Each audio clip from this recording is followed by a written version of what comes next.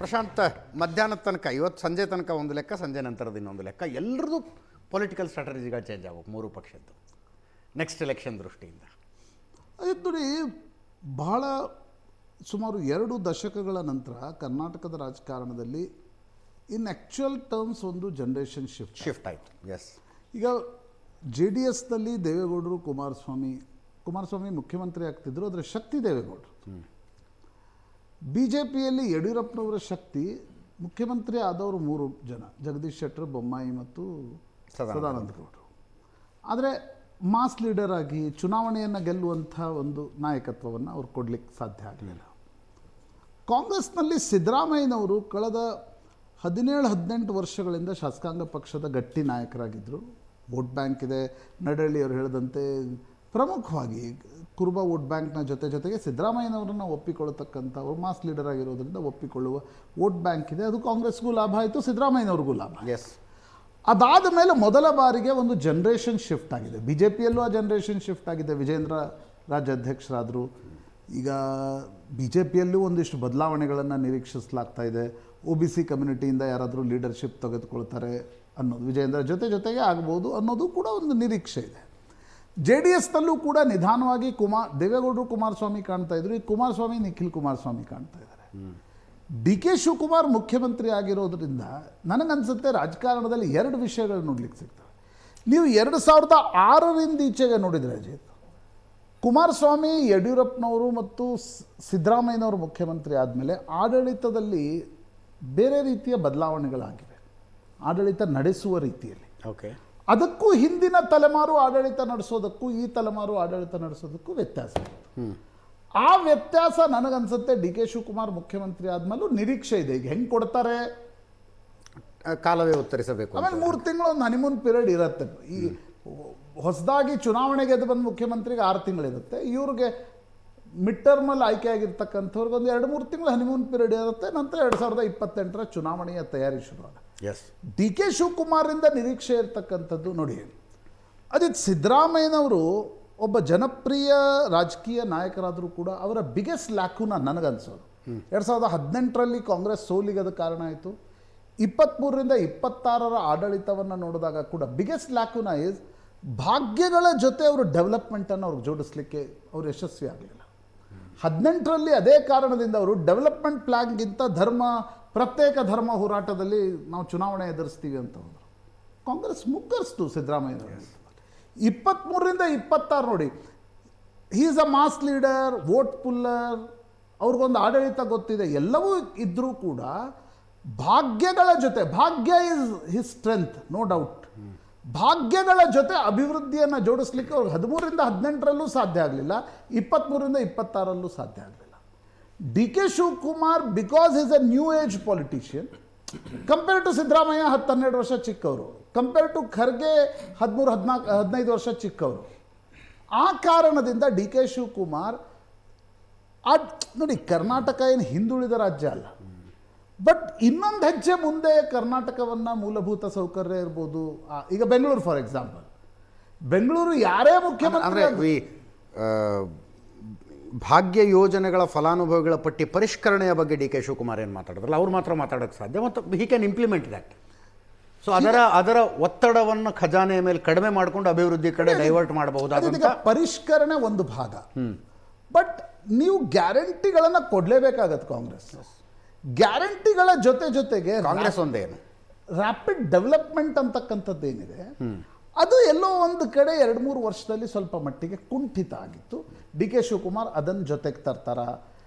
ಸಿದ್ದರಾಮಯ್ಯನವರ ಆಡಳಿತ ವೈಖರಿಗಿಂತ ಭಿನ್ನವಾಗಿ DK ಶಿವಕುಮಾರ್ ಈಗ ಬೆಂಗಳೂರಿನ ಅಭಿವೃದ್ಧಿ ಬಗ್ಗೆ, SM ಕೃಷ್ಣ ನಂತರ ಬೆಂಗಳೂರಿಗೆ ಒತ್ತು ಕೊಟ್ಟ ಮುಖ್ಯಮಂತ್ರಿಯನ್ನು ನಾವು ನೋಡಲಿಲ್ಲ. ನಾವು ಅವಾಗ ಹುಬ್ಳಿಯಲ್ಲಿದ್ವಿ ಅಜಿತ್, ಅಲ್ವಾ? SM ಕೃಷ್ಣ ಮುಖ್ಯಮಂತ್ರಿ ಆಗಿದ್ದ, ಕೇಳ್ತಿದ್ವಿ ಎಲ್ಲ.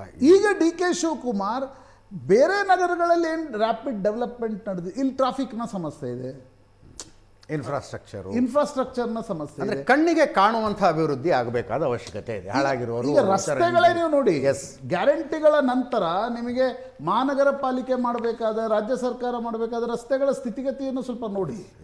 ಒಂದದು ಇದು ಪಾಸಿಟಿವ್ ಅಂಶ ಆಯಿತು. ಎರಡನೇ ಅಂಶ, ವಿಪಕ್ಷಗಳಿಗೆ ಓಪನ್ ಆಗ್ತಕ್ಕಂಥದ್ದು, ಜಾತಿಯ ಸಮೀಕರಣಗಳು ಬದಲಾಗ್ತವೆ, ಅದನ್ನು ವಿಪಕ್ಷಗಳು ಉಪಯೋಗಿಸ್ಕೊಳ್ತವ ಅಥವಾ ಡಿ ಕೆ ಶಿವಕುಮಾರ್ ಅದರಲ್ಲೂ ಒಂದು ಡಾಮಿನೇಷನನ್ನು ತನ್ನ ಪೊಲಿಟಿಕಲ್ ಅಗ್ರೆಸಿವ್ನೆಸ್ನಿಂದ ಕಾರಣದಿಂದ ಪ್ರದರ್ಶಿಸ್ತಾರೆ. ಇದು ನೋಡಬೇಕು. ನನಗನ್ಸುತ್ತೆ ಮೊದಲನೇ ದಿನನೇ ಶರ ಬರೆಯೋಕ್ಕಾಗಲ್ಲ. ರಮೇಶ್ ಬಾಬು ಅವರೇ, ಎರಡೂ ಪಕ್ಷಗಳ ಆರೋಪಗಳಿಗೆ ಒಂದು ಕ್ವಿಕ್ ಆನ್ಸರ್. ಈಗ ಶ್ರೀಯುತ ನಡಳ್ಳಿಯವರು ಒಂದು ಮಾತನ್ನೆತ್ತರು, ಮಹಿಳೆಯರಿಗೆ ಯಾರಿಗೂ ಅವಕಾಶ ಕೊಟ್ಟಿಲ್ಲ ಅಂತೇಳಿ. ನಮ್ದಿನ್ನ 20 ಜನ ಮಂತ್ರಿಮಂಡಲಕ್ಕೆ ಬರೋ ಅವಕಾಶ ಇದೆ, ಅದು ಬೇರೆ. ಒಂದೊಂದು ಸಲ ಬಿ ಜೆ ಪಿಯವರಿಗೆ ಅವ್ರು ಮಾಡಿರೋ ಪಾಪ ಪ್ರಜ್ಞೆ ಕಾಡುತ್ತೆ, ಹಂಗಾಗಿ ಅವ್ರು ಮಾತಾಡ್ತಾರೆ. ಯಾಕೆಂದರೆ ಇಂದಿನ ಯಾವ ಸರ್ಕಾರದಲ್ಲೂ ಅಲ್ಪಸಂಖ್ಯಾತರಿಗೆ ಒಬ್ರಿಗೂ ಅವ್ರು ಅವಕಾಶ ಕೊಟ್ಟಿರಲಿಲ್ಲ. ಬಹುತೇಕ ಅದನ್ನೇ ಇಟ್ಕೊಂಡು ಇನ್ನೊಬ್ಬರು ಪಕ್ಷಕ್ಕೆ ಮಾತಾಡೋಕ್ಕೆ ಹೋಗ್ತಾರೆ. ಮತ್ತು ಇನ್ನೊಂದು ಭಾಳ ಬಿ ಜೆ ಪಿಲಿ ಭಾಳ ಪ್ರಮುಖವಾಗಿ ನಾನು ಅಂದ್ಕೊಂಡಿದ್ದೆ, ಹೊಸ ಸರ್ಕಾರಕ್ಕೆ ಏನೋ ಸಲಹೆ ಕೊಡ್ತಾರೆ, ಈ ಸರ್ಕಾರ ಇಂಥ ಕೆಲಸ ಮಾಡಲಿ, ಇಂಥ ಕೆಲಸ ಆಗಬೇಕು ರಾಜ್ಯಕ್ಕೆ. ಅವ್ರಿಗೆ ವಿಷಯನೇ ಇಲ್ಲ. ಪಾಪ ಅವ್ರ ಪಕ್ಷದಲ್ಲಿರೋ ಗುಂಪುಗಾರಿಕೆ ಈ ವಿಜಯನ ಕೆಳಗಿಳಿಸೋಕ್ಕೆ ದಿನ ಕಾಲಿಳೆ ಕೊಟ್ಟಿದ್ದಾರೆ. ಇವತ್ತು as a opposition leader Ashok fail, ವಿಧಾನ ಪರಿಷತ್ತಲ್ಲಿ as a opposition leader Chalavadi fail.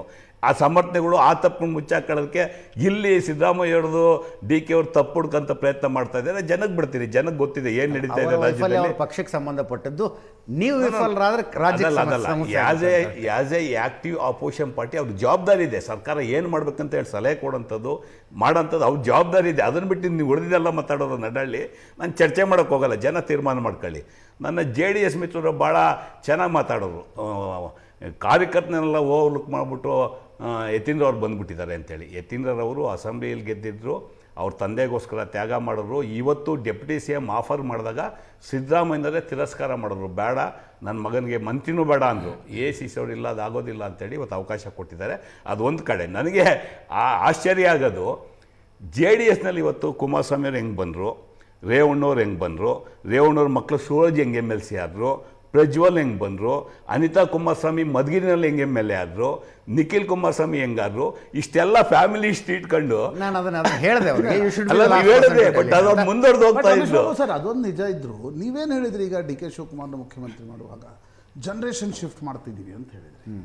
ಮೊದಲ ಹಂತದ ಮಂತ್ರಿಮಂಡಲದಲ್ಲಿ BJP JDSನ ಆರೋಪ ಬಿಟ್ಬಿಡಿ. ನಾನು ಮಹಿಳೆಯರದೊಂದು ಪ್ರಶ್ನೆ ಇದೆ. ಅವರು ಯಡಿಯೂರಪ್ಪನವ್ರು ಮೊದಲು ಮುಖ್ಯಮಂತ್ರಿ ಇದ್ದಾಗ ಮಹಿಳೆಯರು ಯಾರೂ ಇರಲಿಲ್ಲ. ಪ್ರಶ್ನೆ ಇರೋದು, ಒಂದು 2 ಯಂಗ್ ನ್ಯೂ ಫೇಸಸ್ ಅನ್ನಾದರೂ ಖಂಡಿತ ಬರುತ್ತೆ. ಅದಕ್ಕೆ ನಾನು ಈ ಪದ ಬಳಸಿದ್ದು. ಈಗ 18ನೇ ತಾರೀಕು ನೀವು ಕೇಳೋಕ್ಕೆ ಮುಂಚೆ ನಾನೇ ಹೇಳಿಬಿಟ್ಟೆ, ರಾಜ್ಯಸಭಾ ಚುನಾವಣೆ ಆದಮೇಲೆ ಫುಲ್ ಪ್ರೆಡ್ಜದ್ ಕ್ಯಾಬಿನೆಟ್ ಆಗ್ತಾ ಇದೆ. ಒಂದು 4-5 ಹೊಸ ಫೇಸು ಪ್ರಯೋಗ ಖಂಡಿತ ಆಗ್ತಾ ಇದೆ ಕಾಂಗ್ರೆಸ್ ಪಕ್ಷದಲ್ಲಿ. ಈ ರಾಜ್ಯ ಅನಿರೀಕ್ಷಿತವಾಗಿ ಯಾರು ನಿರೀಕ್ಷೆ ಮಾಡದಲ್ಲಿ ಇರ್ತಕ್ಕಂಥವ್ರಿಗೂ ಅವಕಾಶ ಸಿಗ್ತಾ ಇದೆ. ಅದಾಗಬೇಕು. ನಾನು ಅನ್ಕೊಂಡಿದ್ದೆ ಮೊದಲ ಹಂತದಲ್ಲೇ ರಾಜ್ಯಸಭಾ ಮತ್ತು ವಿಧಾನ ಪರಿಷತ್ ಚುನಾವಣೆ ಎಲ್ಲದಿದ್ರೆ ಆಕ್ಚುಲಿ ಒನ್ ಟೈಮ್ ಮಾಡಿಬಿಡ್ತಾರೆ ಎಕ್ಸ್ಪಾನ್ಷನ್. ಅಂದ್ರೆ ಫ್ರೆಶ್ನೆಸ್ ಒಂದು ಫೀಲ್ ಆಗ್ತಿತ್ತು. ಅಲ್ಲ, ಒನ್ ಟೈಮ್ ಮಾಡ್ತಿದ್ರೆ ರಾಜ್ಯಸಭಾ ವಿಧಾನ ಪರಿಷತ್ ಕ್ರಾಸ್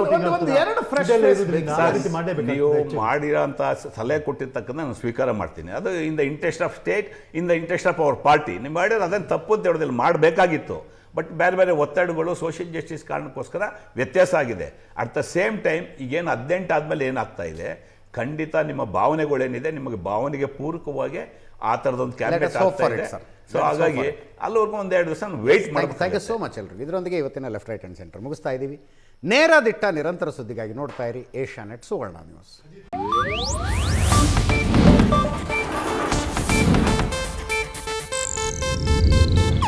ಇದು ಏಷ್ಯಾನೆಟ್ ನ್ಯೂಸ್ ನೆಟ್ವರ್ಕ್ ಪ್ರಸ್ತುತಿ.